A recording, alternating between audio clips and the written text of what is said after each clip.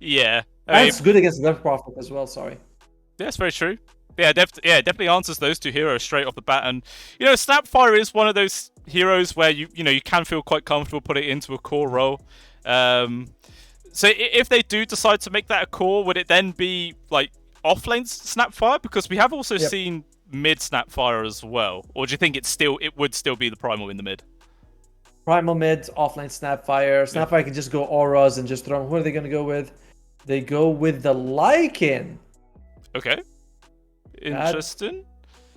yeah, that's definitely unexpected for me, I gotta say. I was thinking they're going to go for a support pick at this point.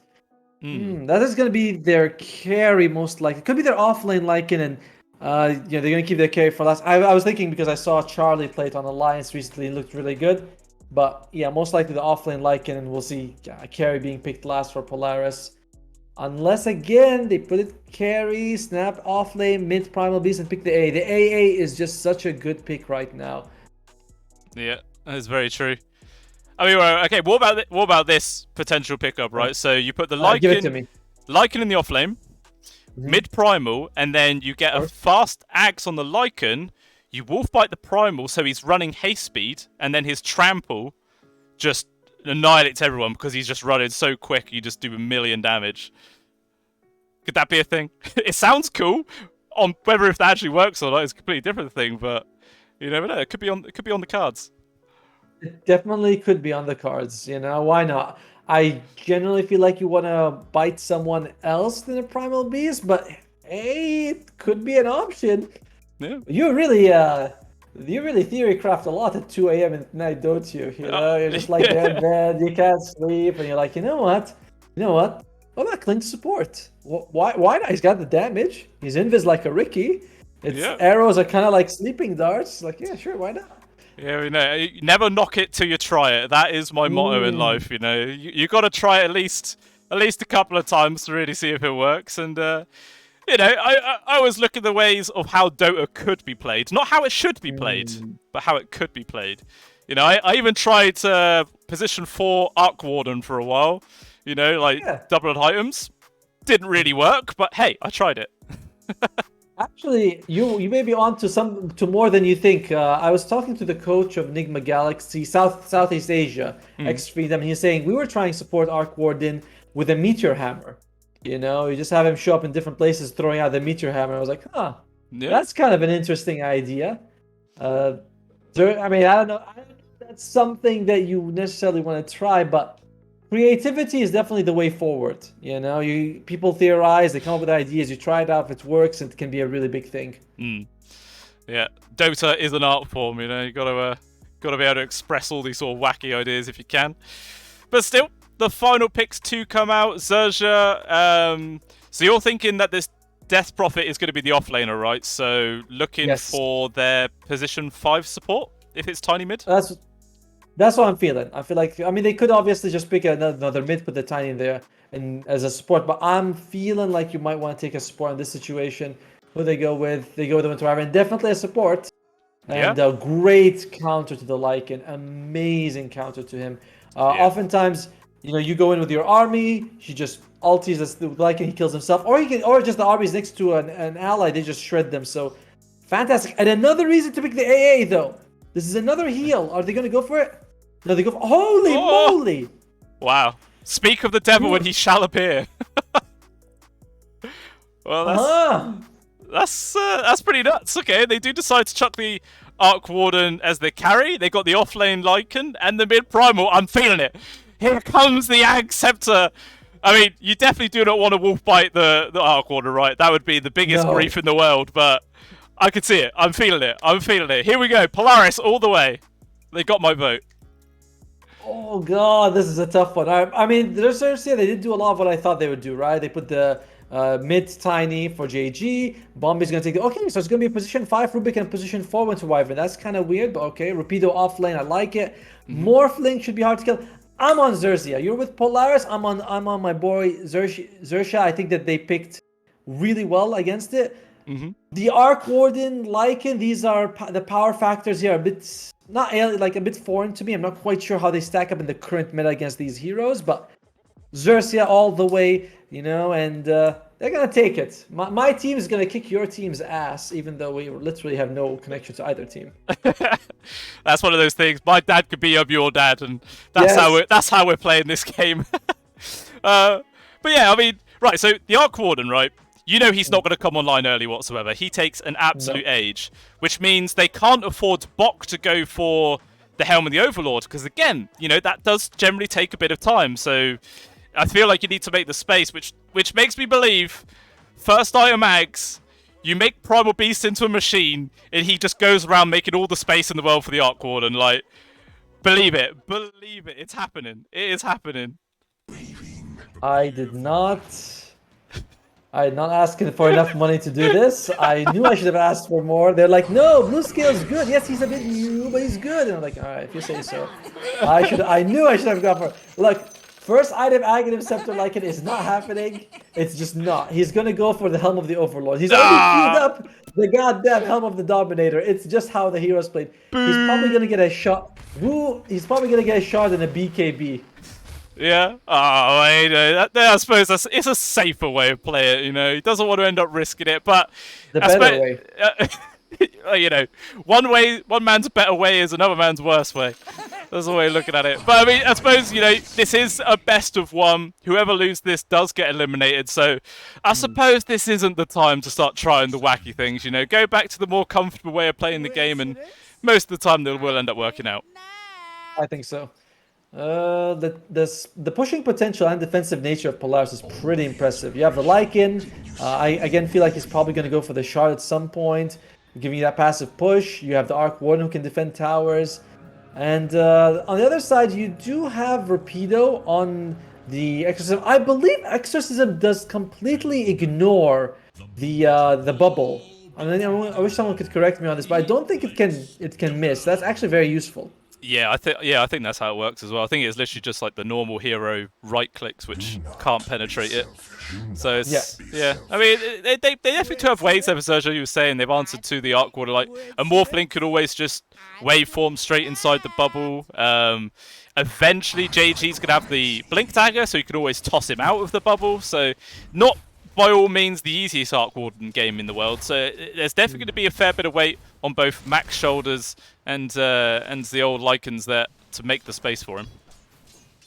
Yeah, I have my two conflicting problems is that for XERXIA, it's very hard to kill the Morphling, right? If you look at Polaris, you don't have that instant damage, that giant, you know, great lockdown. It's like, oh, good lord. What?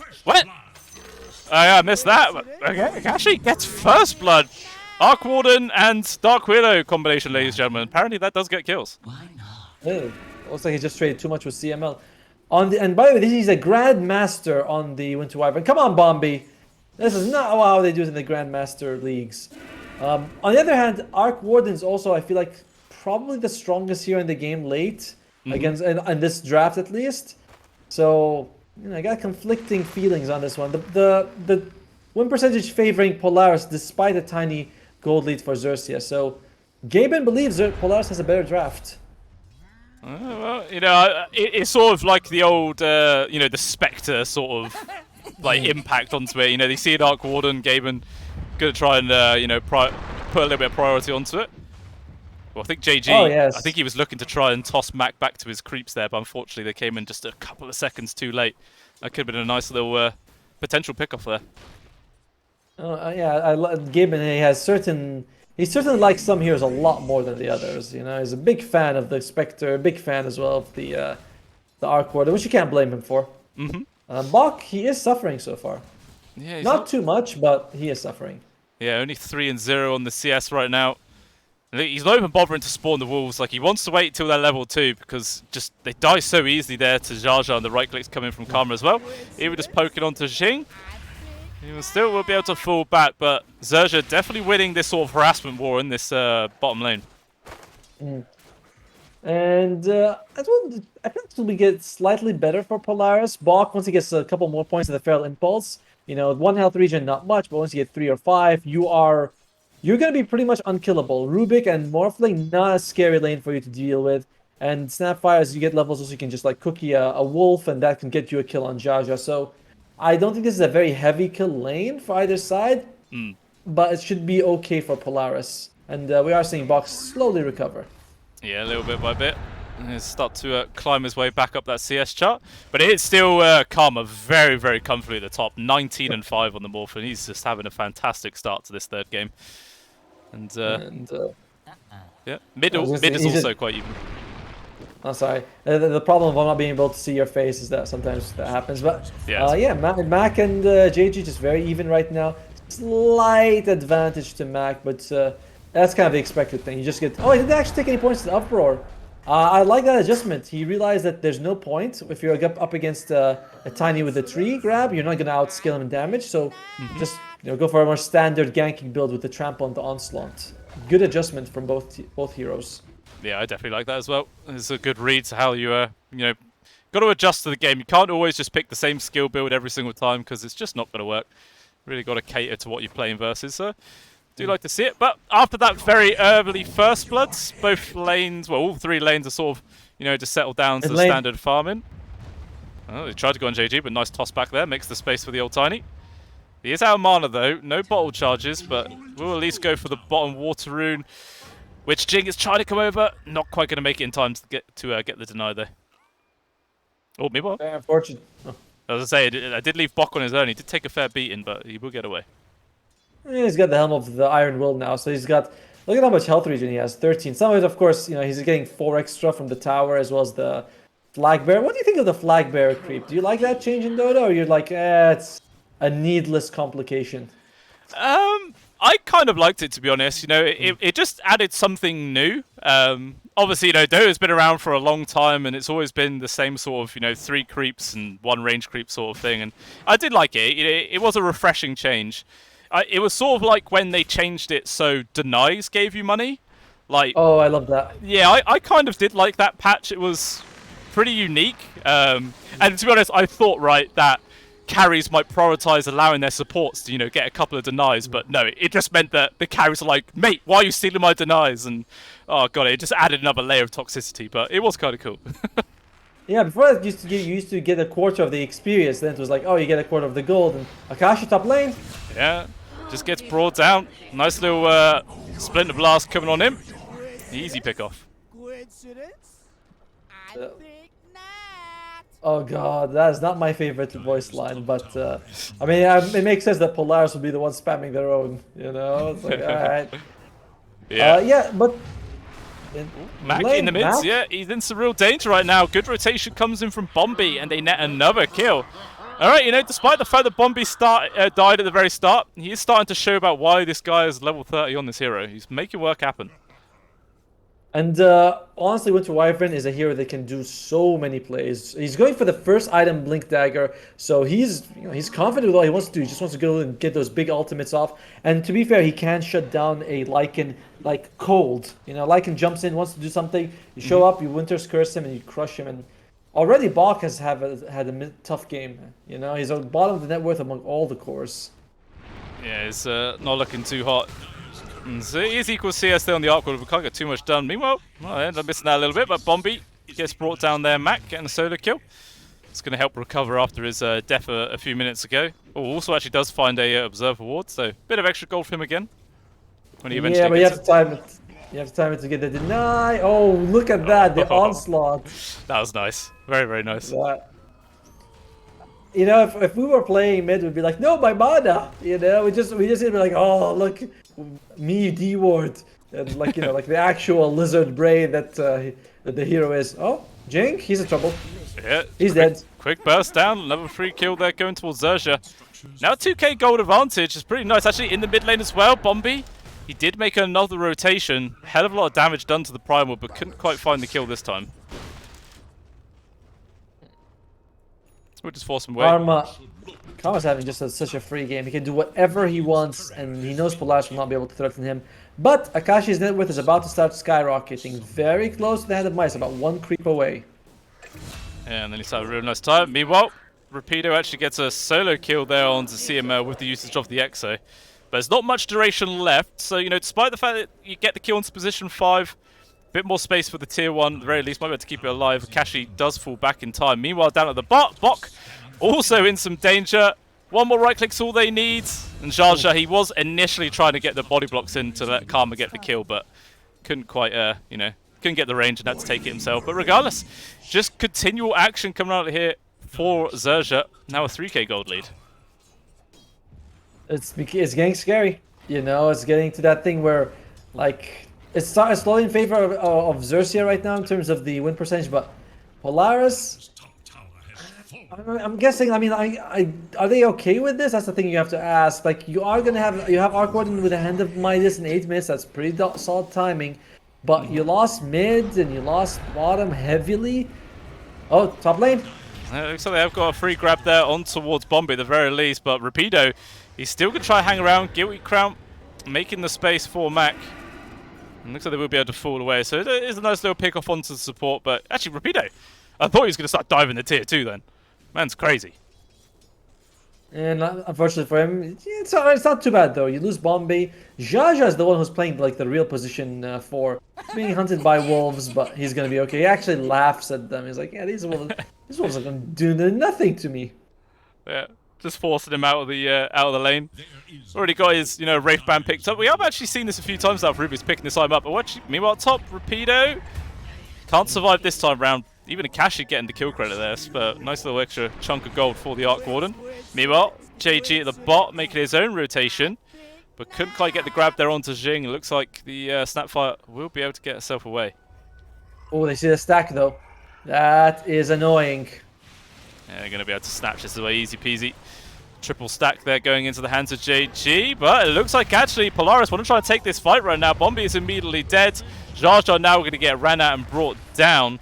But there was space at least for the Tiny there for JG to disengage. But regardless, double kill for Bok. So not too bad of a trade there for Polaris despite losing their stack. Yeah, I think you're relatively okay with that. JG, he's hiding, does not have a Blink Dagger, so he has to wait for Bok to be out of position, but that's not going to happen.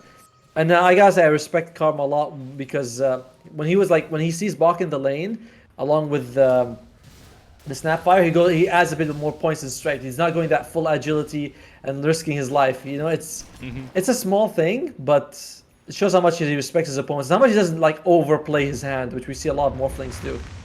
Yeah, definitely. It's like you could definitely tell when there's someone who's good at the hero and someone who's really good at the hero. Like they know the exact amount that they can push the hero to the limits with that strength and agi morph. Yeah, he's doing fantastic well so far, but we do see a smoke move coming out from Polaris heading down towards this Morphlin. Instead, though, they could try and make a move on towards Bok themselves there. Not quite able to get the damage, but here comes the Primal Beast. Want to get the lockdown on towards the Morphlin, but with the Strength Morph, it's a very, very, very difficult kill to actually bring down. They're going to try their best, though. All the chain stuns in the world, locking Karma in place. Guilty Crown can't get the waveform off, but there is going to be the Cold Embrace. It was enough magic damage, though, to burst down through him. They tried their best to, and they will get him low, take him out. Bombi also in some danger. So a nice couple of kills there for Polaris. And yeah, that big one onto the Morphlin. That's a good way to help close the rift between the Morph and the Arc Warden.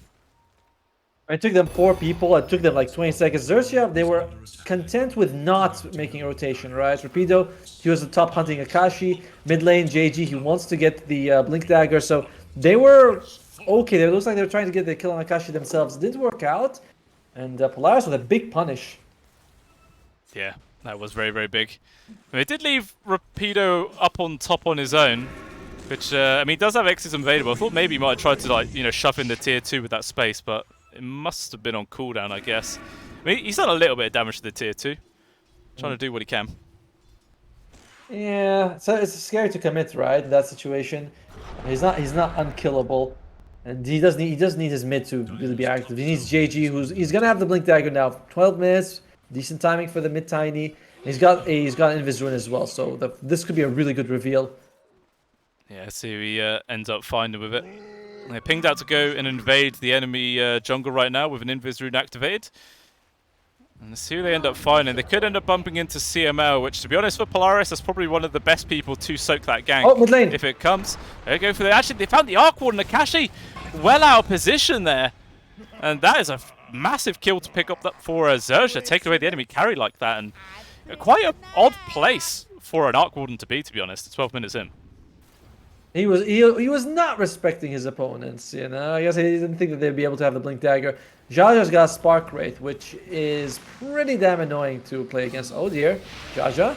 Trapped inside the brambles, but he's like, yeah, I'm just not going to move, doesn't even matter, but still, in comes the rest of Polaris, going to get a quick delete on towards the Rubik, even now grab for the Tiny. Do they have the follow-up damage, though, to actually bring him down? Nice Winter's Curse from Bombi, running on in. He just ends up tired there, nothing he can do to escape. Rapido getting involved as well. Will at least grab the kill onto CML. Even Karma showing up, so XERXIA really bringing the numbers to this fight. And maybe they want to try and take down this tier 1 tower. I mean, there was a lot of ultimates expended from Polaris, so they are feeling comfortable to do so. Interesting move by Bombay. I guess he didn't realize that the Dark Will of Terrorize still damages you. I did not know that, you know. I didn't realize that it counts as sort of like a separate unit that is not affected by the curse. But he went in and he's like, oh crap, this hurts, and he loses his life. Yeah. So a little bit unfortunate. Still, in the end, XERXIA, they were able to get a kill on Akashi and the support, and they end the tier 1 mid for their supports. It's a solid trade for them. Yeah, definitely. And they are feeling quite comfortable about that. Now 1k gold advantage at the moment here for the side of XERXIA, which, you know, it was a little bit higher at one point, but they've still got the advantage in the win rate, supposedly 60% of win probability. Yeah, what point, like what sort of time is it where Polaris' draft really starts, you know, take a big power spike and, you know, pull ahead? In general, they get... it is a tough situation. Because Lycan and Primal Beast peak relatively early. Primal Beast, like, he's good even late game. But Lycan's not here that really wants to go late game, but the Arc Warden does. So finding that sort of, you know, sweet spot when the Lycan's still very dangerous while the Arc Warden's online is a bit tough. I'm not quite sure how Polaris want to play it, but they have options to go either mid game or to go late. That's kind of nice thing about their draft. I don't think there's any one time where it's like, oh, we got to be playing right now. Bomb lane, Bombi. Yeah, into real danger, and that will just be a solo kill there from CML. Obviously, was the help of the wolves. It's probably, yeah, the extra bit of damage should allow them to get that grab onto the Winter Wyvern. So that's definitely nice. You still see majority of XERXIA just chilling at the top part of the map, hiding in the jungle, seeing if anyone on the side of Polaris steps out to farm the wave, but they're playing very, very cautiously. Actually, I say that, and Mac jumped in quite aggressively. Response immediately from JG, and that is a dead Primal. I shouldn't have opened my mouth, I just cursed him. Yeah, it's what we do, you know. Sometimes we look at the game, we think, okay, this side is winning. Let's just praise them, and we'll see what happens. And Polaris doing so well for themselves, unkillable on the Snapfire. Oh dear. Oh no, there it happens again. Oh. But now, looks like this tier 2 should be brought down. X has been committed with a catapult, and that's gonna give the opportunity. Like, I mean, could they actually just run straight into the Roche Pit right now? Like, they've still got a majority of the Exism left. Do they have the rest of the damage to follow it up? It's scary to go Roche when you're up against a Snapfire and a Dark Willow. You know, Brambles, Terrorize, Mortimer's Kisses. It feels like you gotta get the supports out, or at least know they're not gonna contest you. The supports for Polaris and the Roche Pit are absolutely scared. I mean, not exactly in the Roche Pit, but for teams that's stuck there, they can do a number on them. No BKBs are available on XERXIA. I feel like it's a big risk. Yeah, fair enough. Yeah, I want to make sure they get those BKBs online first, and then you know, they might try and do that, or at least grab a couple of kills before trying to attempt that Roche pick-off. Akashi, though, still doing fine in his net worth recovery. Obviously still tailing behind Rapido and Karma, but he is getting there bit by bit. Got his bots, Maelstrom, Hand of Midas. Oh, yeah, in the mids, Rapido takes a fair bit of damage there from the creep army, but nice toss back from JG, just easily puts Rapido into a safe spot. And it looks like Polaris, though, thinking about still trying to poke and push for more. The Tempest Summon from Akashi actually getting involved. We'll find the grab onto Jaja with the help of, obviously, once again, all those Lycan creeps. Waveform forwards from Karma. Does actually get the pick off on towards the Tempest double, so it's a bit of extra gold for him. And it looks like Polaris will just fall back, so they get a free kill. Don't really lose too much in response. Winter Wyvern's got the Blink Dagger, by the way, on Bombi, so now he could jump and just catch someone and, you know, just really win them a fight straight up with a good Winter's Curse. He's also going for the Aghanim's Shard, which reduces the cooldown of the Cold Embrace. So I feel like that is going to be very valuable against a lot of the physical damage, and causes a Splinter Blast to come out, which Feels like I also feel like that could do a huge amount of damage in team fights. Yeah, 100%. Or at least, like, potentially just remove the Lycan Wolves, which is, another big problem for both the backline supports, the Rubik and the Winter Wyvern. But still, it looks like they are going to be able to clear up this Roshan for free, but in response, yeah, Polaris going to be able to pick up the kill into Jar Jar and attempt to take down this tier 2. The Glyph will force them back, and it doesn't look like they're actually interested at, trying to force down this objective whatsoever. So, I mean, XERXIA, they trade away their support, but gives them the space to get Roche, so they are happy. By the way, Bach, he is going to go for the item build that I thought he would, unlike some people, which is the Helmet Overload into the Aghanim Shard. Maybe BKB or Assault Cuirass would be next, and maybe at 70 minutes, he'll probably be thinking, "Yeah, I guess if there's a bad item, I'll skip on and get something else." Yeah, well, if they lose, it's because of this build. Just saying. If you went for the Axe, they would have won. But if they win without this build, then it's because the rest of the team carried him. That's what I'm saying. I love that. It's like, oh, okay. It's always on someone else's problem. Like, yeah. It would have worked. No matter what happens, I am right. Just saying. There's a saying we say in Arabic countries. We say, if you tell someone, you tell him he can't dance, he says the floor is crooked. It's like no matter what, he's never wrong. Yeah, that's very true. Oh dear. But still, only 1k gold advantage here for XERXIA, and actually it looks like there's going to be potential engage right now. Mac charging forwards, they've got decent lockdown to Rapido, but even still he's alive for now. A lot of heals coming on through, and this Death Prophet hasn't even gone past 50% HP. Mac though, takes a fair beat and try to run away, but there's the chase from Bombi. Gets a nice Witness Curse connection. Not enough to bring him down immediately, but allows Rapido to get on top, take down Mac. Xing's also in some danger, but Bok is here. Wants to make the space for his snap to disengage. Takashi chucking in his Tempest double just to cause a bit of a distraction. Looks like XERXIA are going to be able to clean that up at the very least. Bit of extra gold. And do they get anything else out of this? Jump force from JG. Wants to get a connection to CML, slowed by the tree toss, silenced up, but there is the cookie from Jing to make the space, but they're still going forward, diving past this tier 2 right now. No fear coming out from the XERXIA squad. This Dark Widow's like, come on, just stop chasing me, please. Just let me go. It's not going to get away. JG's got his number, takes him down. So, it's just 2 kills, but it feels like that should have been more. Feels like, I mean, it's a tier 2 tower as well. Like, overall, XERXIA pretty happy with that. They also got a kill on the Arc Ward in Tempest double. That's also another pretty sizable bounty for your team.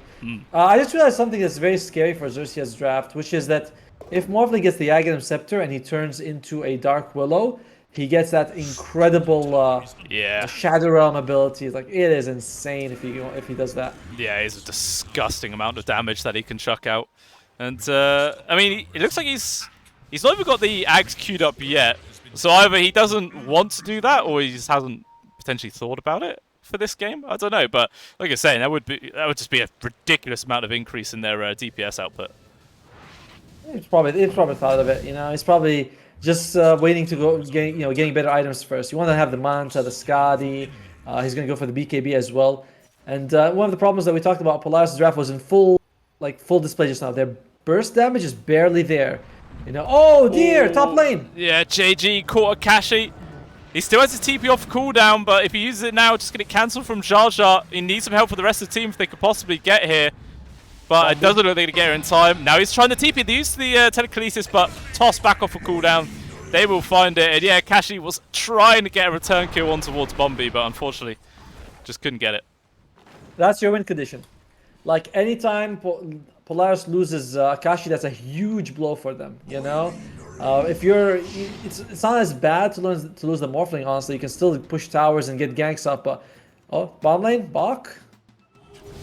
Getting run down there from Karma, but can't quite commit for the full kill. And now he might have overstepped his mark. Gonna get ganked on by 3 people, but he's still alive because of the strength morph. Eventually he's gonna get brought down, but just in time, able to get off the Manta style. Obviously still has the Aegis, but it looks like he's actually gonna be able to keep that alive.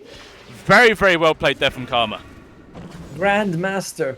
Oh wait, no, he's not Grandmaster. I thought he was, but hey, still hide. Oh!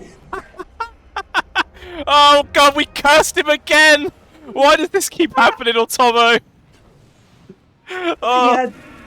To be fair, he only had like 30 seconds left on the Aegis. That was definitely on purpose. Okay. The man knows his Morphling. He did that on purpose. I believe that. Oh god, that's yeah. We'll say that's the case. Akashi Oh, though potentially Akashi. in some danger. Yeah, they're on the hum, but actually Polaris gonna try and turn this around. The Pulverize gets immediately cancelled out from Mac. Pops his BKB, but looks like it's just a retreat. Although Jar Jar actually stolen his own Pulverize, so we'll see what he's gonna be able to do with that eventually. Oh lord. Oh lord, stolen Pulverize. That's gonna ruin the game. Your graphics card's gonna have its work cut out for it very soon. Yeah, let's see how many more drivers end up crashing. Oh dear. It looks like they were thinking about hunting for Akashi, but looks like maybe they thought he TP'd out, and but he's still there. It's just Jar Jar in the general area though. Well, what's the win percentage telling us right now? It's in favor of XERXIA. This 4,000 gold lead. You know, even though Polaris has Arc Ward, and the game is like, no. This is still pretty dangerous for them. Another move down bottom though, and Karma. Oh. I think they caught him before he could actually strength morph up, and yeah, Yes. ends up being an easy kill. Is that his first death? Oh no, it's his second, but that's a big kill to find. Alright. So we definitely heaped on the praise, and Karma was like, don't worry, guys. I can still I'm still human, you know, I still make mistakes here. And JG, what's he gonna go for? Looks like he's going to go for a Shadow Blade. He had an Echo Saber, dismantled it. Shadow Blade, maybe a Silver Edge here. Not much to break, but getting close to an Arc Warden with the Invis is very useful. Yeah, it definitely is. We'll see what what decent time he's going to be able to complete the item by. But I mean, with the Morphling dead, it's the first time we've seen Arc Warden at top of the net worth. He's in some danger. Does manage to get off the old shapeshift. He's going to be able to run himself away. But, I mean, I suppose Zerg should be happy that they forced out that ultimate. Is that a big enough window for them to make a move, or is that just more space to farm? Seems like just kind of more space to farm for them right now. You are going to have Roshan up in potentially a minute, so taking a risk right now seems slightly ill-advised. And XERXIA, they know it's an even game, right? Like, it's 12 to 14. It's not like they've gotten, huge map control. There's enemy outposts still there. So playing around Roche seems like the safest play. They would like to kill the Snapfire and the Dark Will as much as possible before that, though. Yeah, they would. Any sort of extra opening they can get would be nice. He's thinking about going on towards CML. Oh, he doesn't D-ward. They definitely. There you go. He gets the D-ward off now. I was like, he definitely sees it. Ooh, okay, they thought about going on to Karma, but with the mana, easily able to disengage again. But he's not completely falling back. I thought maybe they might, think about trying to go for some sort of counterplay there, but we'll just go back to farming up the triangle. Meanwhile, the rest of the squad move into the opposing triangle, and don't find anyone though. Instead, going to use it as an opportunity to put down some more wards and potentially set up for a gank further down the line. Oh god. Check out what Bombi's going for. He is not playing this here as a support at all. He is playing it as some sort of core-ish kind. He's going for the Shadow Blade. I imagine he wants to get a Silver Edge as well, just so that he can do some damage when he goes for the Arctic Bird. That's kind of wild, and Bach makes it out just in time. Just in time, yeah. Yeah, it's going to be quite cool.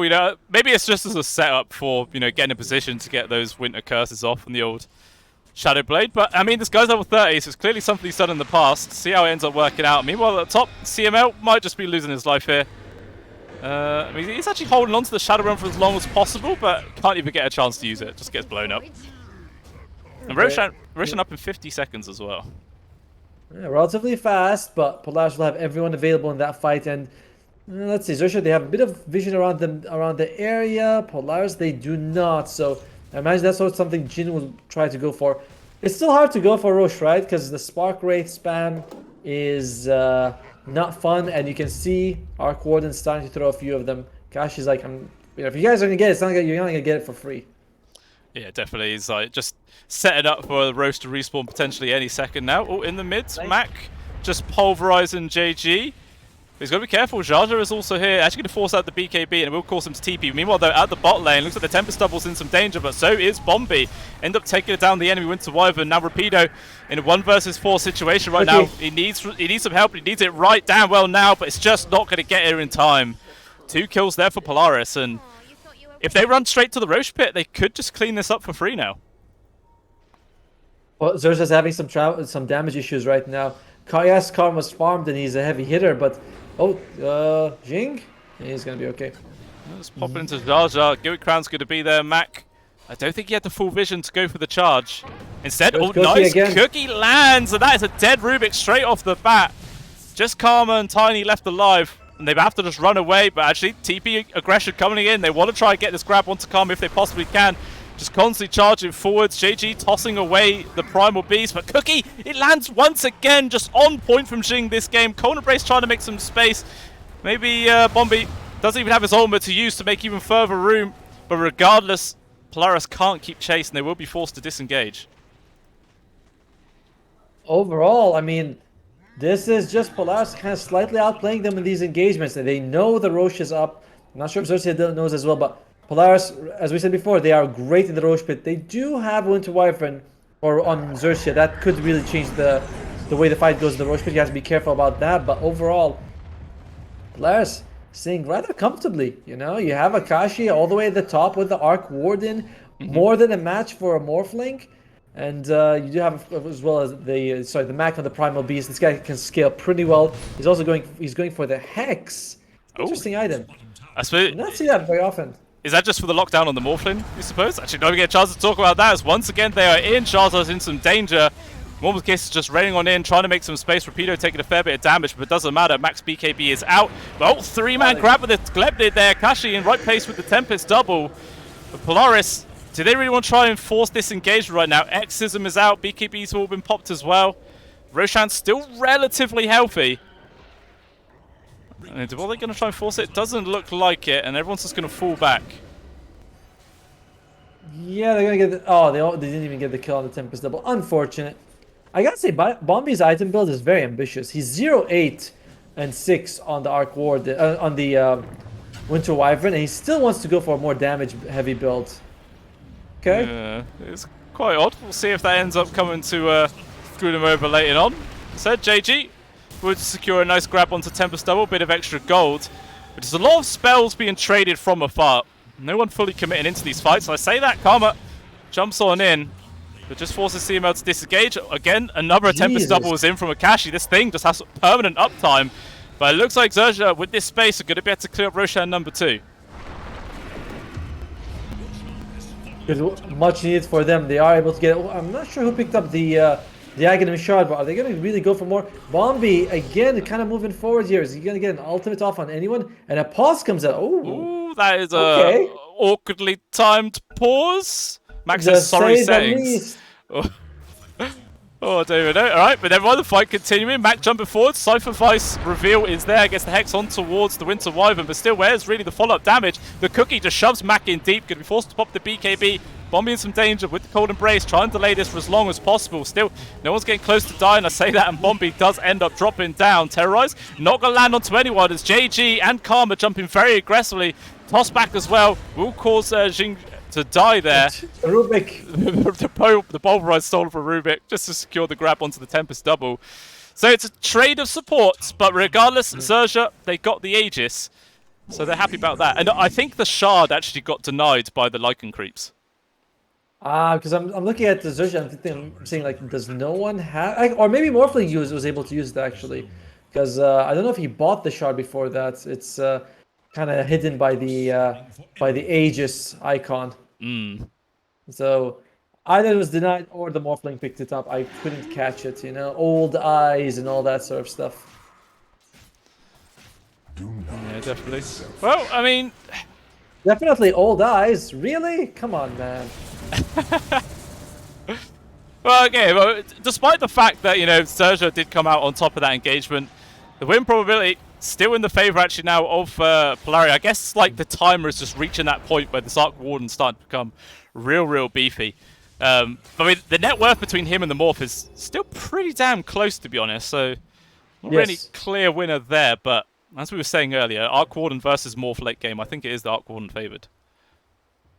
I agree, and also you're going to get a lot of support from your other two cores because we already have one Hex on Mac and Box going for the second Hex. I mean, this is going to be just so much lockdown for Karma. He's going for damage. He's not going to go for like a Lincoln Sphere to protect him. If he misplays, or a BKB, so if he misplays just a tiny bit, he can be permanently sheeped and dead. Yeah, definitely. back We'll have a line. chance to react. So it looks like a little bit of jump on towards the Rubik. Mac trying to bring him down with the Cold Embrace, keep the Rubik alive for as long as possible, but it doesn't actually keep him alive for too long, so he does fall down. And now 5 versus 4 situation. JG also forced to pop his BKB defensively.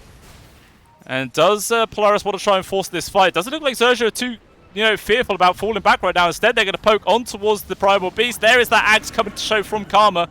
But still, the Primal's able to disengage. Bombi jumping forwards, but unfortunately couldn't get the ult off in time.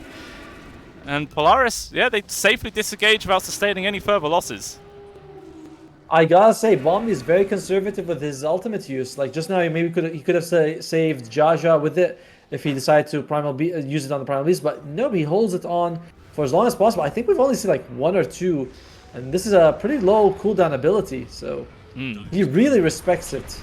Yeah, definitely. And it looks like JG, though, not showing respect to poor old CML and deletes the Willow in a second. But yeah, maybe he's just saving it for like when the Lycan inevitably comes running at him. Like maybe that's all he cares about. Just try and count the Lycan as best as he can. Everyone else, screw him. Doesn't matter. He went for the interesting level 15 talent of extra Splinter Blast Shatter Radius, which combos well with the Shard. Like you are going to be able to pretty much get. I don't think anyone can walk out of it. 900 radius is pretty massive, and it's a pretty damaging spell as well. 340, oof, on 7-second cooldown. That is pretty massive. That could definitely start racking up pretty damn quickly. That's for sure. So I imagine it's Splinter Blast talents all the way, right? You take the damage at 20 and you take the stun. Oh, that's always fun. Yeah, just try and transition into some sort of 3.5 core, something like that. Just, throw out those spells as much as possible. But, eventually it will teeter off a bit towards the end. I don't think the Arc Wardens are going to be too fearful about when that ability comes out. Instead, Karma, though, does clear up another kill onto the Tempest double. I wish I had access to the plugins where it shows how much money is, been taken away because of, like, Tempest kills and stuff like that. So I imagine it's quite a lot at this point. Oh, you mean like how much they were able to farm it on XERXIA side? We can see that at the end of the game. We'll just see that in the breakdowns. I'll try to remember, but then I have to look through every hero. Oh, you're giving me so much work.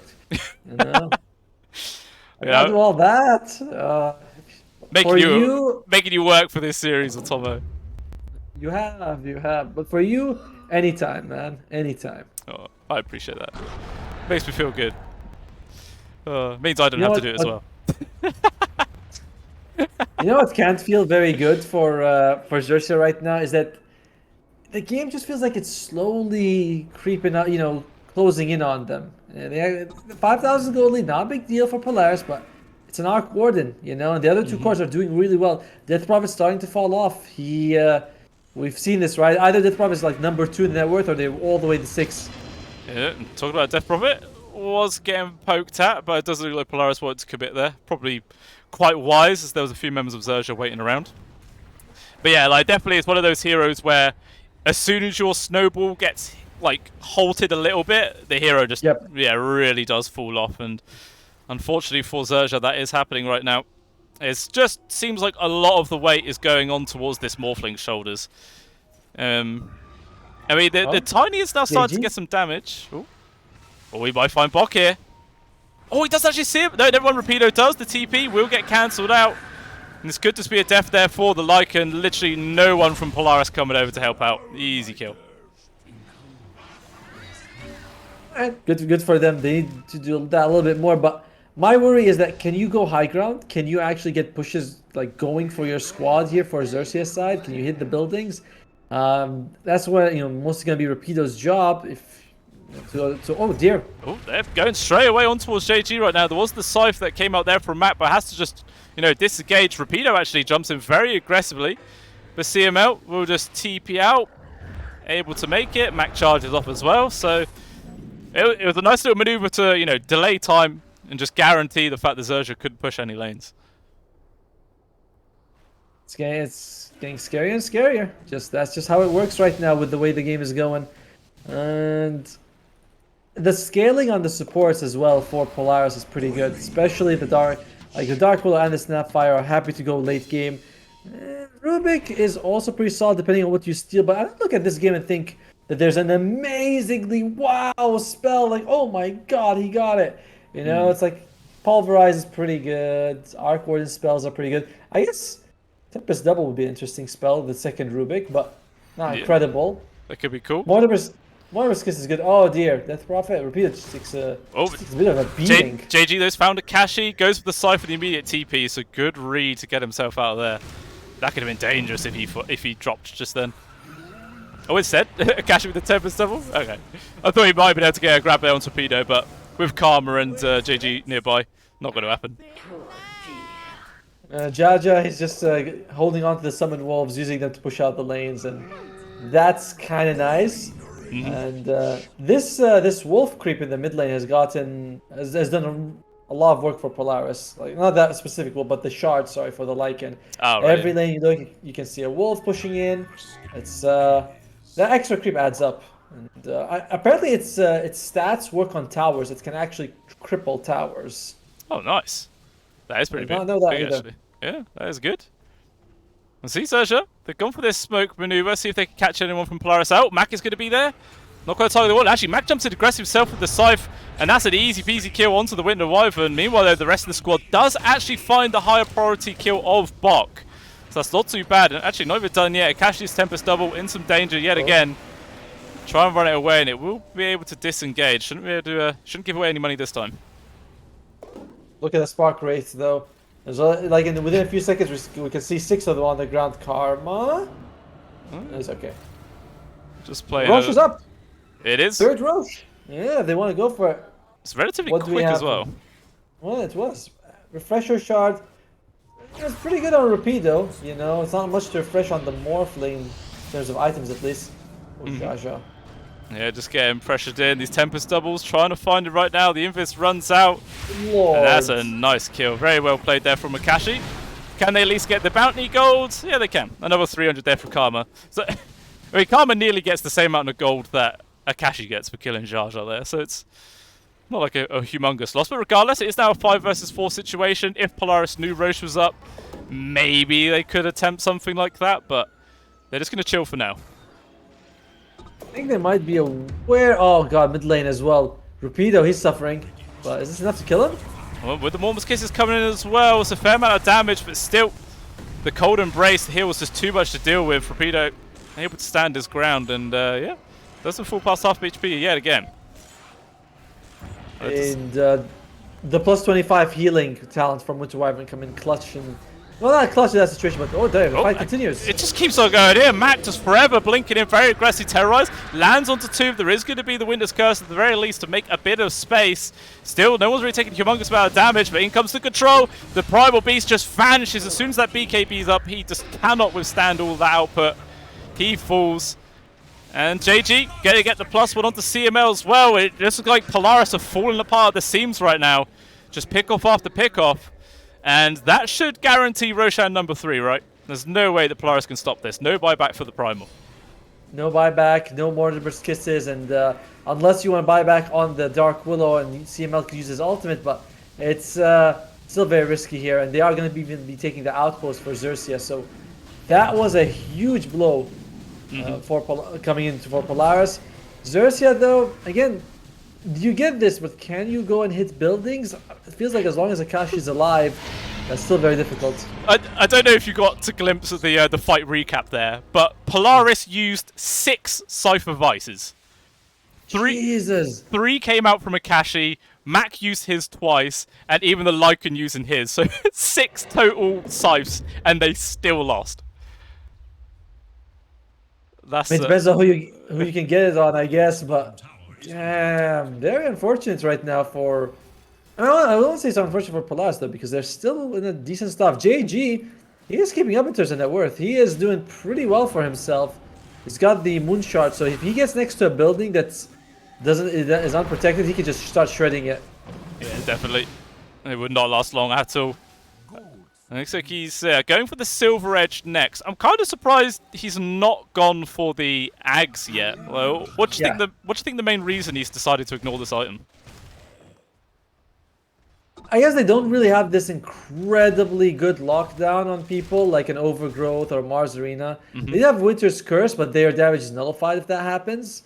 Overall, I do think it's an option for him later, but he just might want to just catch someone, burst them down straight away, and usually that's better with the Silver Edge if you can get it. Yeah, look at top. Look how close Bombi and Akashi are to each other, but they have no idea. They're right on the opposite side of this tree. Oh, I think he just got the spot. Bombi with the sight. Okay, forces Akashi to disengage. I mean, Bombi's playing very aggressively. He has no one around him right now. Dangerous spot to be. Meanwhile, Mac does manage to get the kill onto Jar Jar, but might cost him his own life. The TP out. He's just able to get it. The Cypher Vice there onto JG. Literally the only thing that kept him alive.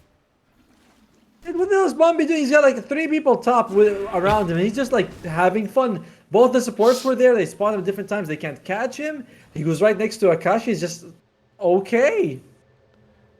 Oh dear. Now, oh wait, less than 1k gold lead now at 43.5 minutes in. Win the probability as well, 55 to 45.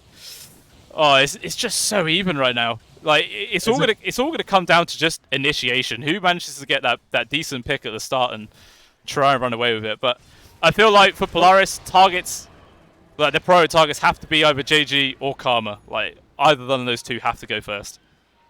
Or even Rapido as well. Yeah, Rapido, you can finish him off later. You're not too scared of him most of the time, but. Getting rid of the Morphle and getting rid of the Tiny would be a big deal. This Moon Shard, though, is kind of crazy. Like, it's not a Salt Cuirass, it goes for a Moon Shard. This item, I'm seeing more and more people pick it up, and I've never really seen it succeed. I've seen, like, a Slark buy it, and then just lose the game. It's just, who else? I think maybe a Luna picked it up in one of those games here. And the BTS Pro also did look so good. To be fair, I mean, Tiny benefits from it a decent amount because he hits hard and he needs attack speed, but I don't know. Not feeling it very much. Nah. Well, yeah, it's an interesting one for sure. Well, we shall see. Well, meanwhile, looks like they found another grab here on towards Bok. Can the old Lycan get himself away? No, he cannot. Just gets burst down too quickly. All right. Down for 50 seconds. Does have buyback available though, but even still, that's not really the opening that XERXIA needs to try and push high ground. Like, it just doesn't really achieve that much. It might give them the tier 2 bottom, right? Like, and then you have option of just getting mega creeps. If you go up to the enemy side with all their tier 2s down, you can just always threaten them with mega creeps. They don't have to be like, oh, we can get 2 creeps and then you're gonna be fine. Shasha. The flicker got him a tiny bit of extra movement that he needed. Barely able to evade that. Very lucky for him. Meanwhile, though, the push at the bot lane still coming on out. Bubble trying to delay this with the glyph. But XERXIA use their own glyph aggressive right now. They want to keep this going. Obviously, they've still got the Aegis for another like 40 seconds. A lot of damage coming into the Morphlin, but still with the Manta, able to disengage and go straight back to being into the towers. Tier 3 has been removed. And looks like XERXIA, that's all they want to achieve right now, and they're going to fall back. Or maybe just a potential fake back. No, I say that and Tiny ATP's out. Alright, they see everyone's alive, realizing it's still scary. Rapido, he's also Exorcism was coming out, so he's like, not worth it. But they showed that they can still take the tier 3, and that was with Akashi defending it, that he was not giving it for free. He wasn't there in time to set up all his Spark Wraith, but still worked out. And he's got the Aghanim Scepter on the Arc Warden. You're about to witness something very disgusting, my friend. It is going to be the worst thing. Oh man, this just sucks. The Spark Wraith spam is going to be annoying as hell. Yeah, it's always like, pos 5 life, just the endless Spark Wraiths. The first one hits you, you're slowed. The second one spawns, hits you again, and it's like, it is just really, really rough. So we're going to see that getting spammed the hell out of in the next coming engagement. And Polaris have moved out as this 5-man smoke, but not able to find anyone. Oh, I say that? They do spot Jar Jar with the Tempest double, but once again, Rubik's able to just disengage and TP out. Oh, Bombi though? Gotta be careful. Akashi jumping in, Cypher Vice. He did get the Shadow Blade off, but they got detection. They actually gave the Refresher Shard to Bombi. Interesting. Again, they've really placed so much value on his Winter Wyvern. He's 0-11, I mean, he's level 20, but he's not really ahead of Jing. He's almost the same as... it's just a lot of value they placed on him. Bottom lane, JG taking a lot of damage. Able to run away though. Power of the old Shadow Blades. And yes, we're gone. You know what I like is every time that Arc Warden is picked in a pro game and he does like what Akashi is doing, Ice Frog in the next patch he goes Spark Wraith duration from 50 seconds to 45. I'm like, dude, it's still like that literally changes nothing for the hero, you know. Or next, you know, we might see Spark Wraith damage reduced by 10. I'm like, all right, thank you very much. Yeah, it's a little bit better. But even still, doesn't generally have the hugest impact in the world. There's only very niche moments where those small changes actually end up playing a big part in the outcome of fights. But even still, like, you know, I think at this point, like, you would expect the Arc Warden to have, you know, quite a larger bit of net worth compared to the Morphling, you know, due to the fact that he can split push farm a lot faster. But Karma's just been having such a great game. He's been keeping pace with this Arc Warden the entire time. And Yeah. literally at 47.5 minutes in, there's only 160 gold separating the two carries, which is absolutely crazy how close that is. But I mean, part of that does come down to the fact that they were able to get 2 Aegises, a free shard on him. We're assuming it's the free shard, so he was able to get a lot of bonuses. He's still he went for the MKB just so he can dodge that Tempest double. Sorry, Tempest bubble? Is it Tempest bubble? Magnetic field. I mean, it's a bubble. All right, it's a magnetic field. My bad. You know, the naming department of the skills is always hard to work. Meanwhile, though, top center barracks. And that's just a huge amount of damage come flying out. JG melted away. And look at the amount of gold he was worth. 1,600 in total. That is absolutely massive. Pulverized stolen, but so what? Oh, there you go. Dear Lord. Just to get show. Did he even get the kill? No, they don't. It just times out. Oh, wow. Interesting thing about the Rubik Pulverize is due to all his cast range abilities, he can grab people from far away and bring them next to him. Sort of like not a swap, like a bit of like a hook. You know, there's like hook and dismember combo. Just bring them here. It's quite a lot of fun. It is quite cool. I mean, sometimes that could screw you over if you did that to like a Leshrac with all of his skills going. You're like, oh wait, I don't want him to be next to me, and then you just die. But yeah, it is quite cool. But still, right. So Tiny dead for 50, and what can Polaris doesn't look like they can actually do anything with that little window. It's just non-stop split pushing going on from both squads. No one can get close to the high ground whatsoever. I mean, they did get that kill right by the tier 3, but I think it's because they were missing two heroes. They didn't want to commit to go to the high ground, and it just sort of reset the game yet again. Yeah, it's like you said, neither team is really heavy committing to a push. On one side, you have Arc Warden, who is just split pushing him, and he can defend like crazy. On the other side, we're seeing Bombi doing a really good job of keeping, you know, just moving out of these lanes, and look at that, he just goes, heals a creep, throws a Splinter Blast, and the push is solved. You know. Mm-hmm. It's nice. Well, it's definitely helping, you know, bump up his farm a bit. He's trying to build in towards a refresher orb, as well. So if he gets that without using the shard first, potential 3 ultimates coming out in one fight could be pretty big. No, they share a cooldown now. So like if you have a refresher orb and a shard and you use one, they both go on cooldown. Never mind. Not as big anymore. I may as well give the shard to someone else then. Not going to be worth it. Here we go. Jumps in. One lockdown. Going to toss back the Primal Beast as well, but Mac just popping the BKB. Oh! Refresher shard used. Bombi, though, doesn't look like he can get the opportunity to jump in and go for a second ultimate. Polaris able to just disengage, not going to lose anything at all. But Roshan number 4 has now respawned. All right, that was an interesting use of the refresher shard. I did not think that would be how we were. I was like, oh, he's probably going to use it in the middle of a fight, but a little awkward here. And remember when? Oh.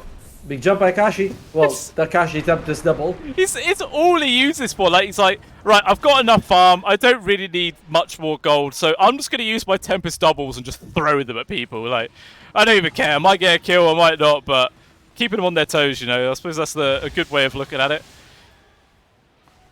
What's crazy is that about, like, what, 5 minutes ago or something like that, the network graph was firmly XERXIA's favor. They had 8k advantage. Polaris, just by out farming them, out pushing them, they're able to bring back. Now this is going to be 4th Roshan. Shard, Blessing, Cheese, and Aegis all there. That is a huge amount of bounty to claim from either squad if they can get it, but just these Spark Wraiths is all that Polaris need to do. It's very difficult for XERXIA to get in, and bot, yeah. Tier 3, not quite going to die yet there to the Lycan creeps, but regardless, it does good amount of damage.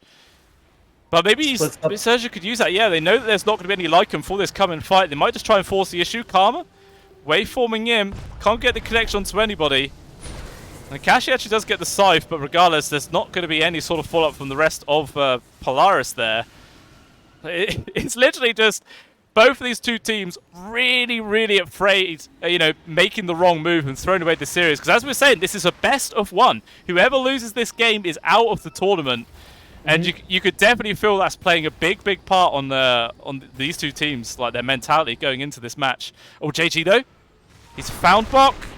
Do they have enough damage and lockdown to get the kill on towards the Lycan? He pops the beacon. He doesn't actually have his ultimate, but regardless, oh, nasty amount of damage there from JG. And that's also Beekeeper used as well. So even if Lycan buys back, it's not going to have it. And actually, Rosham's getting really low. Polaris fall out, but it just gets snatched away from XERXIA. This is getting really, really awkward now for Polaris instead. They're doing a lot of damage onto the Tiny, but still not enough damage to actually bring them down.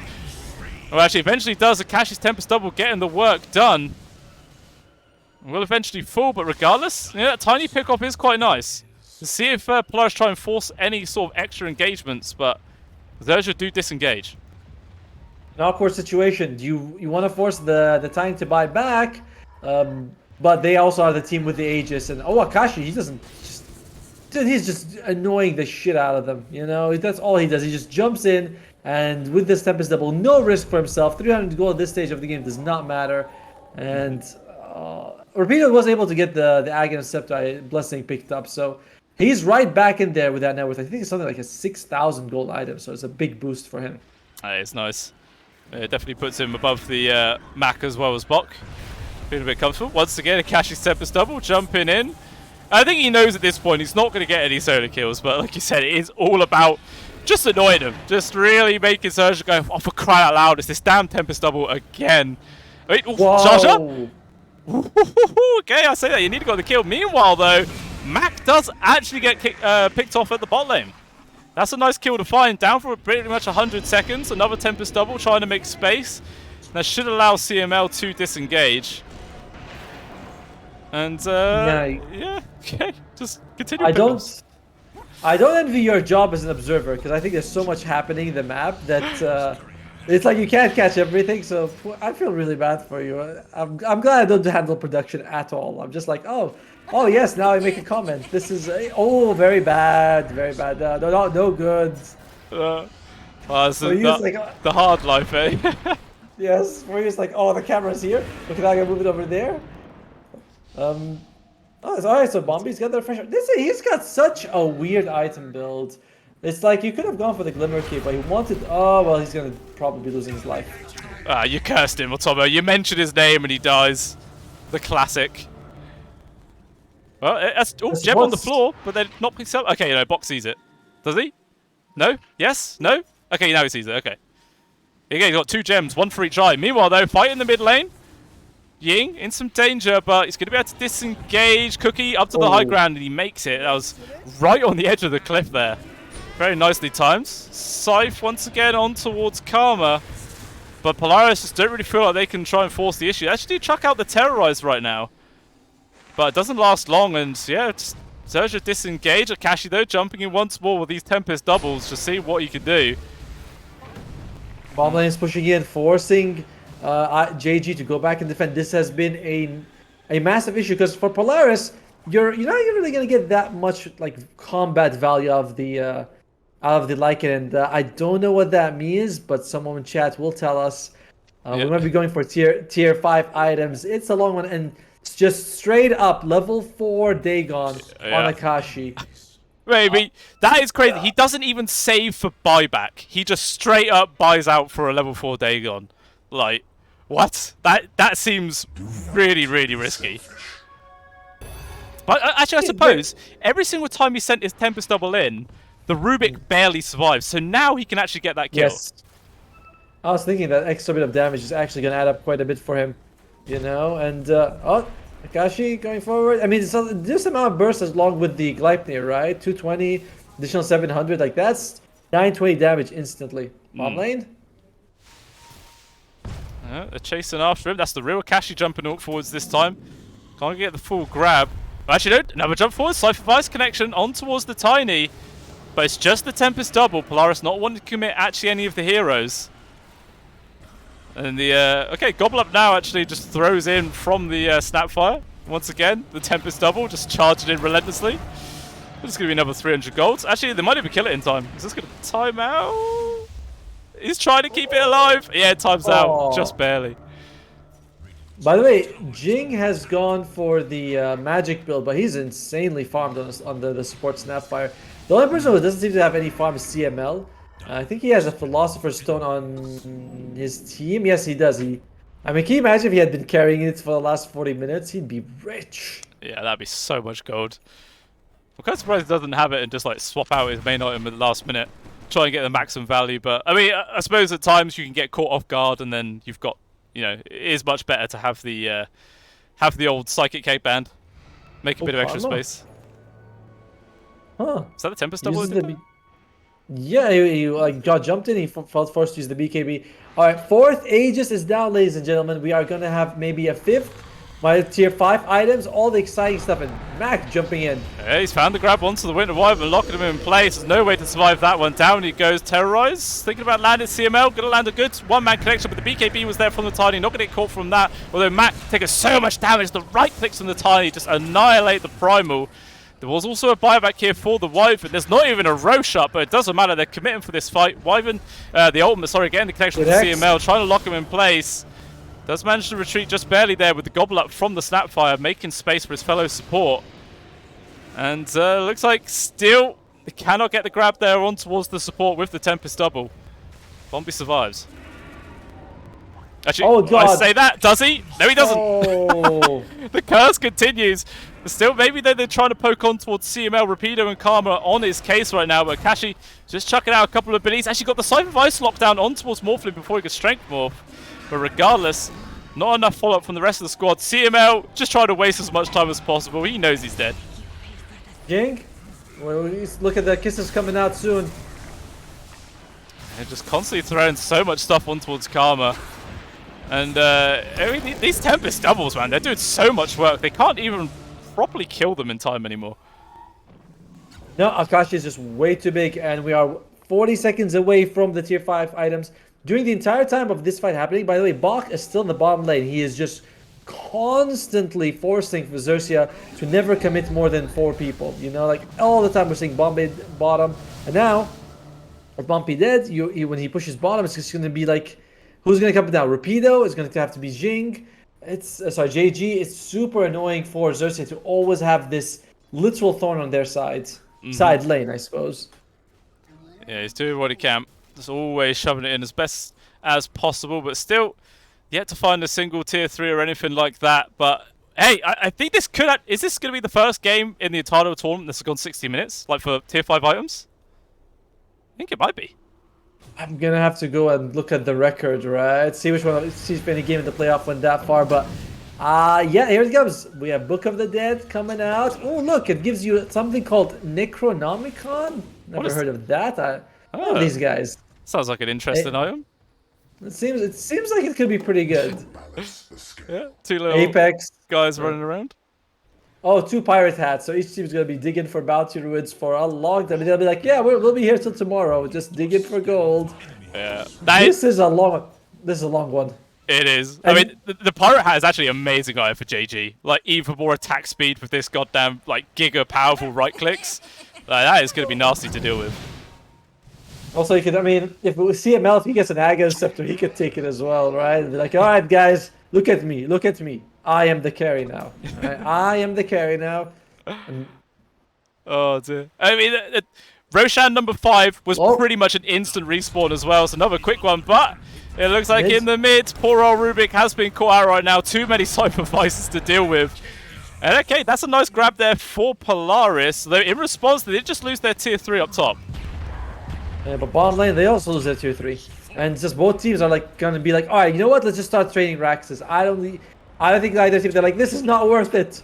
We don't even want to. We don't even care about being BTS champions. We just want to end the game one way or another. Yeah. Oh, apparently, you know, we were saying about what the Morphlin was saying earlier. I think it was saying his ass was sweaty. Apparently, that's what chat is saying.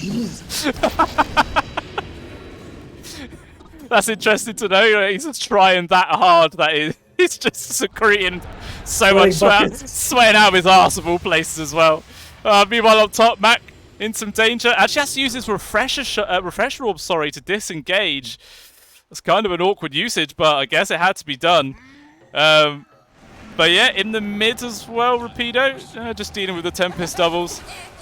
But still, I mean, does this 5th Roche even really matter at this point? It doesn't seem as impactful as it once was. I mean, I suppose once people start using up their buybacks, but literally the only person to not have a buyback available is Bombi. Yeah, you look at it, you're like thinking, well, maybe who's gonna? Maybe we could get an Aghanim Scepter on JG. That would be a big one. Bombi, everyone else kind of has it on his team. I don't think you want to give it to Bombi. So JG could get an Aghanim Scepter upgrade. That's nice. Oh, Book of Shadows. Oh, okay. That's poor. Oh, man. I mean, when one team has 5 good neutral items, the other team has 4. So yeah, ooh, that's kind of unfortunate. Ooh, whoa, very quick blinks coming out there from Jing and Bok actually to avoid the engagement, but still, Witness Curse hold him in place. Can he get himself out of this? I'm actually thinking about trying to stand his ground right now. The Tempest double from Akashi also forcing back the Rubik. And I think that was all the space they needed for them to disengage. With Bombi, charge forwards, another Witness Curse, but where's your teammate? You're on your own. JG, though, does TP in quite aggressively, but then so does another Tempest double from Akashi, man. This ability just does not go on cooldown, apparently. It's always up.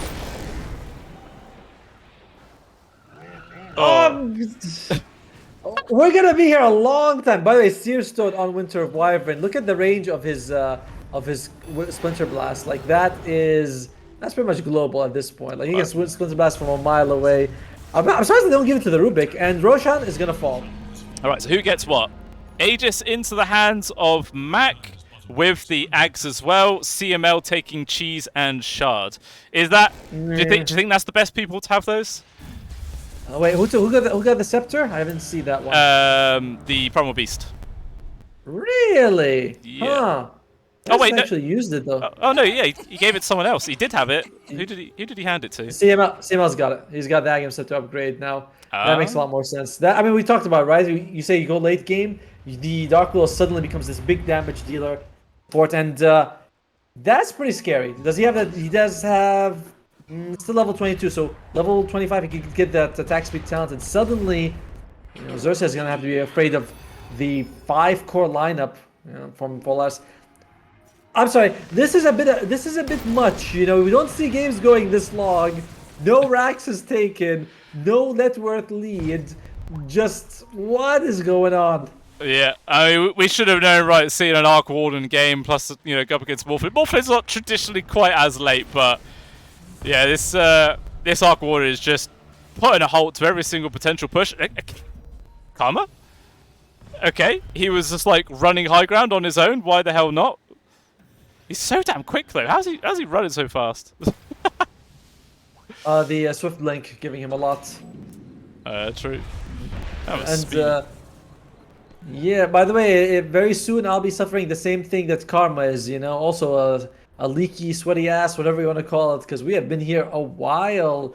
And I think we're going to be here for a while longer, you know what? Because everyone, like you said, has buybacks, so... yeah. It does. It favors Polaris, though. I gotta say, it favors Polaris quite a bit. Yeah? Wait, what, just the general, consistency of their draft, or just their IO build? It's gonna take a lot to chew through the buildings with Arc Warden alive, and we've been seeing the bottom lane just keep opening up here. It just feels way harder for XERXIA to play on the enemy side than it is for Polaris to go to invade XERXIA's side of the map. So the war of attrition favors Polaris by a lot. Yeah, definitely. Ooh, down bottom, Karma has to go for the BKB waveform TP out. Very, very close. And yeah, it just seems. It's still teetering between 1k gold advantage right now. Win probably back into the favor of Polaris once again, but just by a small amount. Not really able to do too much. Bottom lane. Look at that, they melt. They do. Mac in some danger right now. It's getting tossed up to the air. These right clicks of JG really starting to rack up right now, and down he goes. Aegis obviously expended. Terrorize. Gonna land onto the two of them. Gonna make some space with the Mormon Kisses running out, and the right clicks on the Dark Willow. And oh my lord, Karma! He's actually able to survive though. Gets the BKB off. And does end up dropping down. Rapido into the backlines himself, trying to get the grab on towards Xing if he possibly can, but it's all about disengagement from Polaris. Another Terrorize comes out there from the Dark Willow. I mean, they're trying to bring down Rapido right now. A lot of damage raining in, but she's pretty damn tanky at this stage. It doesn't look like anyone else from the side of XERXIA would get involved. They're having to defend their base versus the Lycan. How is this Death Prophet still not dead? It's just taking so many hits right now. Cold Embrace delaying this further. Just feels immortal at this point. The Spirit Siphon's coming back up again. Half HP. No, finally, there's some people that are starting to move over. But bit by bit, he's getting brought down. Karma now getting involved with aggressive TP. And Polaris going to have to fall back. They could not get the kill. Mid lane. They lost 2 Raxes. Oh, this is Big Bok doing some rat Dota. You know, he knows that's all they could do. These fights just don't seem to go their way, or no one's way, really. But 2 full sets cleared up. I mean, they're trying to pressure into him right now. Can he get himself away? Not sure, but elsewhere, JG actually gets picked off, though. That's pretty big. Man, the war of attrition continues, right? Barely any people actually lost their life in all that engagement. Rapido was taking a massive beating, but the Icons have to keep him alive. At the end, though, that's all Polaris need to do. They're always fighting on the enemy side, so when you take a fight anywhere else, Bok immediately goes for these buildings. Now he only has to keep pushing top lane. Mid and bottom are going to be passively pushing in. It's not mega creeps. XERXIA still has a chance, but this map has significantly shrunk down for them. Yeah, 100%. I mean, does megas even... matter? I mean, they can deal with them, sure, but... Yeah, does that make a huge impact in this game? It certainly helps. I mean... what you can do is you can sort of mid lane, max there. What you can do is sort of like you can push out the lanes a little bit and then go for Roche and things like that. But Mega Creeps prevents that option. You know, you have to like win a fight in your own base. Oh, Mac jumping in again, focus on towards the Death Prophet we saw in the last fight. She's very, very tanky and hard to kill. Not really the most priority target to take down. And with the Cold Embrace, able to stay alive just to catch his Tempest Double that's going to end up dropping here. But Polaris is still lingering around. Thinking about if they want to engage right now, but jump forwards and Bombi looking to get a Cold Embrace. Instead, he's going to jump to himself with the Aeon Disc, but another Cypher Vice. There's just too many of these things. He can't survive through it. Down he goes. Death Prophet also stepping out of position right now. Maybe going to get caught to see if the rest of the squad can keep him alive. Scythe after Scythe coming out. Just people are permanently in pig shape right now. But still, Rapido is going to survive. Akashi's Tempest Double going to die yet again. And Bombi got himself an aggressive position in the trees, looking for another jump forwards, but can't find it. So, who really comes out on top again? Or JG? He's got caught a bit. Oh, that's pretty big kill if they can find it, but it's just the Tempest Double, and yeah, he's fine. Just pops Titanic straight back up to full HP. But still, Polaris are just poking at every single wave right now. And that's the advantage of the super creeps, right? Like, you're always going to have mid and bottom passively pushing in. You've been having that for most of the game anyway, just due to the Lycan Wolf, but now it's just been upped. You know, the ante's been up like double. And I don't think that's actually a sentence that works. But either way, it's a lot more oppressive than it was a few minutes ago. And have you seen those Mortimer kisses coming out from Xing? He's throwing 14, just machine gunning them. It does a lot of work. Tried his best to anyway, but it seems like Polaris keep trying to focus down the Death Prophet, but it really seems like that's the one person that they don't really need to pay much attention to, and the one person that is probably the most difficult to actually get as well. Just does not seem to be dying whatsoever in these fights. The Kaya giving you more heal, overwhelming Blink with the strength, Greaves, and of course the multiple Spirit Siphons that you have show. Rapido, he's feeling very unkillable unless they can get a Hex off on him, but even then the Kaya does help with that. 20% status resistance really negates a lot of these long duration disables. Well, I say negates, but yeah, helps manage, just mitigates them a little bit. But, you know, we could potentially be seeing Roshan number 6. up in 25 seconds, sorry, and it's been a very fast respawn every single time this game.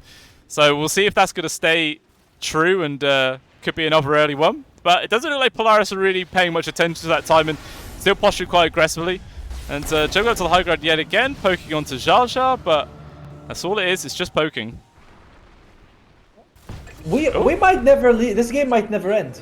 There is an actual chance. Oh, Jink, if he dies and he has buyback.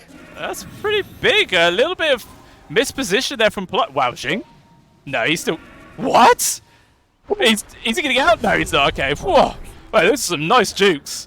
But, yeah, that's kind of weird. Support's a little bit out of position right now, and they did get punished. Oof. Jaja nearly dying. Oh, Jaja does just die there too, the creeps. So there's a little bit of summon. And Roshan number 6, 20 seconds away. So still relatively fast respawn yet again. And just going to be another kill onto a Tempest double there at the bot. All right. Let's play a game. Go on. When does this game? What timer do you think this game is gonna end? You know, we should be like $10 for whoever gets to try to Twitch chat or something.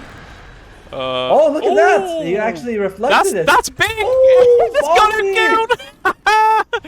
That is the biggest impact of a Lotus Orb we've seen this whole game for sure. That is massive. He's done for 2 minutes as well. No buyback.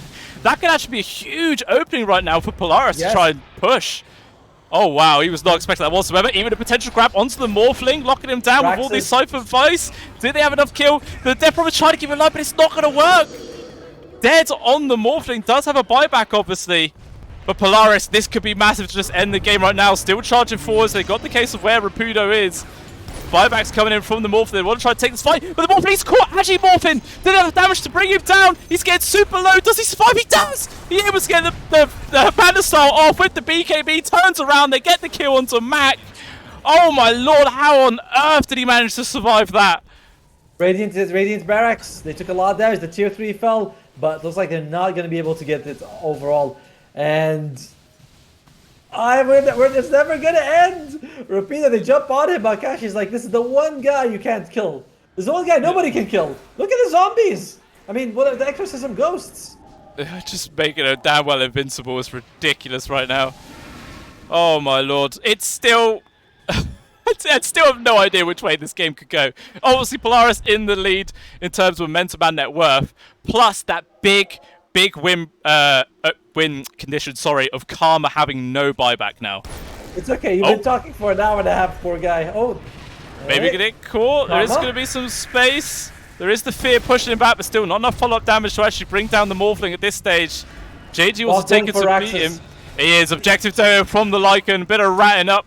And that's exactly what Polaris need to do. They just know it's all about distracting them away from this main objective. Karma, though, what's he did? He's played so aggressive. He's going to be able to get this kill onto CML. Mega Crypts have been secured, though, but still, the Morphling playing very, very aggressive. Rapido charging in. They just want to end the game right now. They see that's their only way. They're going to try and ignore the heroes as much as possible. Buyback's being forced out of bound. These buildings will drop pretty quickly, but still, Polaris is going to try their best to keep these buildings alive. Morphling's getting pretty low. He's pretty much fully strength morphed right now. His damage is going to be low, but he's still alive. They just cannot bring him down. Mac might get taken out, though. That's a dieback from him. Gone for 2 minutes. But still, the Lycan is harassing the Radiant base. Damage raining in on towards the Tiny. CML doing loads of work. They get the kill. And now it's Rapido's left on his own. And we've seen before, it's a tanky hero, but can she survive against all of this? I'm not so sure. Eventually she will die, but another buyback getting expended. Just what is happening in this game right now?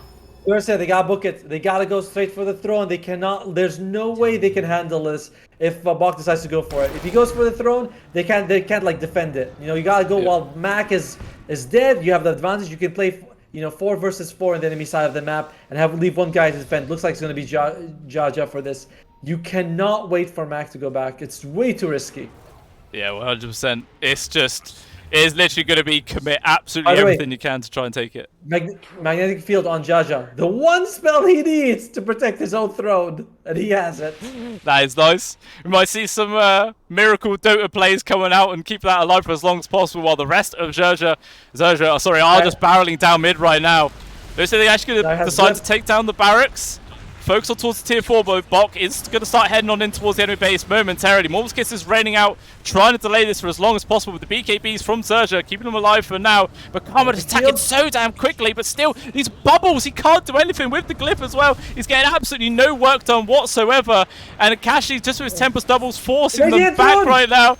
And is he going to end the game? Bok's doing it. These bubbles, unfortunately, just not quite enough. Bok, he's juking and jiving. He's doing everything he can with the 4 walls, sending them in. But the bubbles are still doing the work. Keeps them up. Unfortunately, though, for XERXIA, that does mean they had to abandon the Death Prophet. It was now gone for 2 minutes. This could be the end times now, as Polaris is going to run down and surely end this game.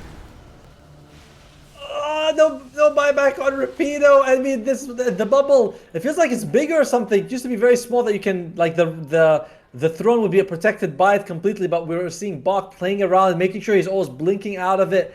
And this throne, they do have a glyph. They have a glyph, but I think you need like 16 of those if you're going to keep it alive right now. to see the wolves from Bok just being constantly sent in just to attack the throne. Make sure it doesn't regen up too much before they can throw in their next push. Vine Rapier on the Tiny. Oh, okay. That could be pretty damn nice. Oh, it just got killed! Oh, killed! Oh, no! CML grabs it there with the Dark Willow here, and he's actually going to take it for himself. This Dark Willow is going to hit like an absolute truck now. I think they just give him the Aegis, right? Why the hell not? Just turn him into a sentry gun. Actually, all 4 items on the deck. Okay, Aegis into the hands of Mac. Ags as well, which he gives over towards Jing. But he already has one. I think everyone has Ags, right? Like, you may as well just sell it. It's just extra gold. Everyone has... Oh, wait, Lycan doesn't. There you go. Right, now we can see the Primal Beast. No. Primal Beast, do it. Do it. And that's why they win. I want to see it.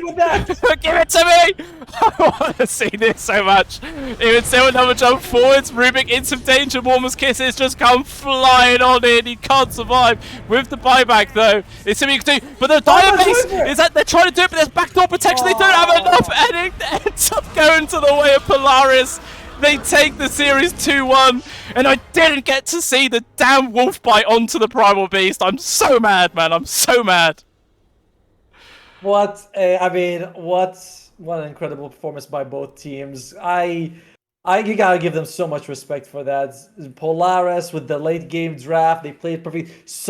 The early game went pretty well for XERXIA, and then at the same time, like XERXIA, they held on for dear life for as long as they could. It was a very long game, but what beautiful. Like, we took us an hour to see the Raxus fall, but you never felt like it was a boring game. You know, you always felt like the teams are really just putting on an incredible show.